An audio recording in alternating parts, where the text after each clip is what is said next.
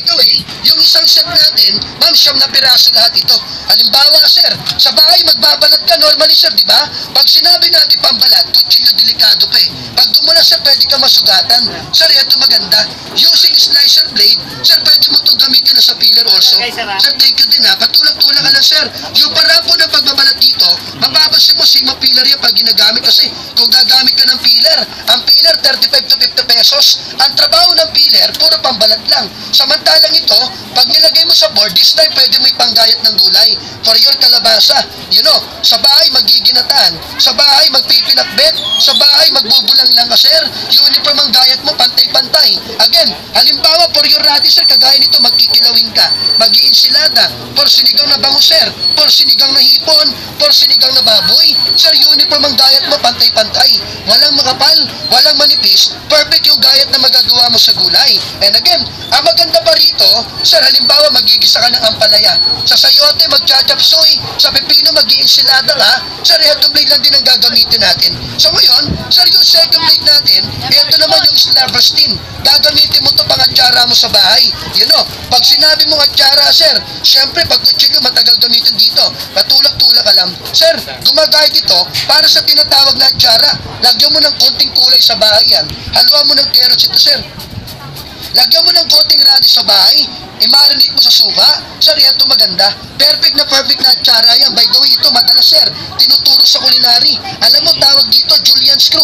Balutin mo sa lumpia wrapper yan. Sir, lumpia sariwa pa yung magagawa mo sa bahay. Ngayon, yung third plate naman, ito naman yung sliver stick. Perfect ito when it comes mga panahog ninyo. Kasi, tay, ganito yan. Pag sinabi natin panahog mapangisa, ganito ginagawa mo, sir. Hihiwa ka ng bilog-bilog. Tapos, minsan, panagmamadali ka. Pagpapatong-patungin mo, gagayahin mo. Kaya lang, yung gayat hindi pantay-pantay. May makapal. Minsan naman, ubod ng nipis. Samantalang sa pinopromote namin, once again, by using this kind of blade, patulak-tulak ka lang, automatically, sir, kagaya nito, gumagayat yan. Alam mo, maganda rito, sir, yung mga panahog mo sa panset, pwede yan.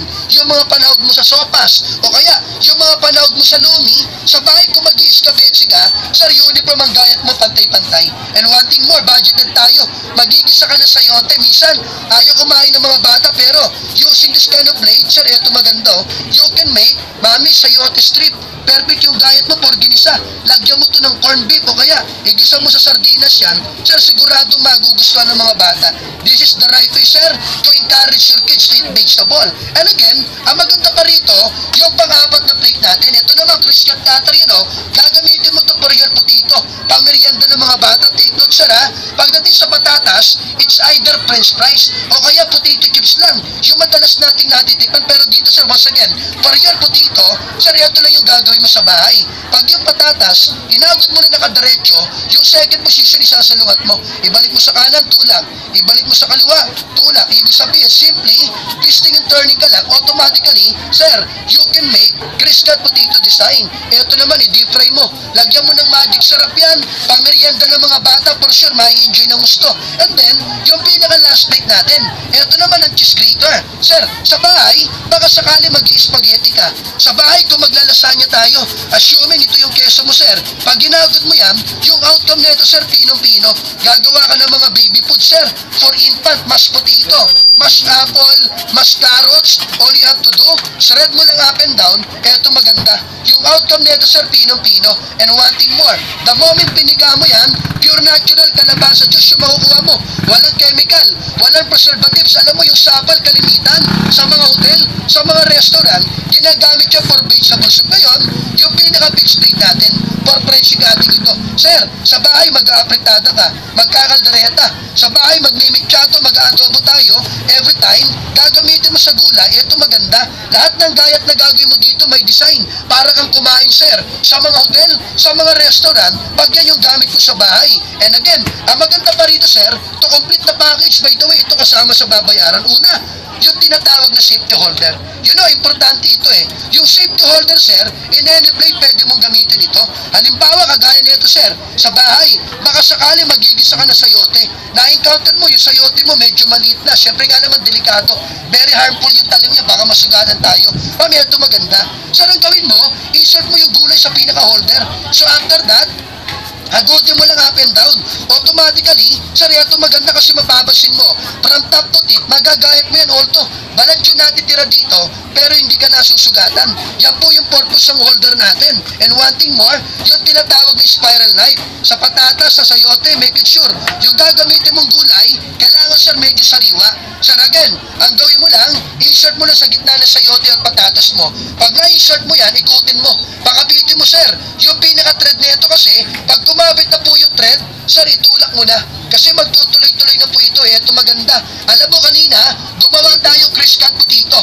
Yung madalas nating nakikita sa Jollibee. Well, this time, ang gagawin natin, yung tinatawag naman na twister fries. By the way, alam mo yung twister fries, sir, unang lumabas sa McDo yan. Tinutusok ito ng barbecue stick and then dinidi fry. Ito naman, yung mga pang-snack ng mga bata while watching television, siguradong mai-enjoy ng uso sa bahay. And again, last but not the least, yung pinaka-chef stick natin. Una, sir, pwede mo siya ipangkaliskis ng isda. Sa bangus, bang sa tilapia, pwede mong kaliskisan. We have variation ball cutter for that remover. Yung sayote nyo may bulok, i-press mo ng thumb, then twist, matatanggal ito. Gagawa ka ng fruit salad, yun o. Yung common cut niya, minsan nakakaumay na. Ito gawin mo sa bahay. Halimbawa, ito yung masanas mo, sir. I-press mo sa apple, ikutin mo, you can make apple ball. Kung avocado ito, avocado ball ang magagawa mo. Assuming sa mangga nyo, i-press mo lang, then twist, now you can make mango ball. Ibig sabihin, yung mga ordinaryong salad mo sa bahay, pwede mo to gawing special. Sa mga hotel and restaurant lang ito nakikita. They call that one marble salad ngayon, i-reverse mo. Sir, pag ni-reverse mo yan, ito yung garnisher.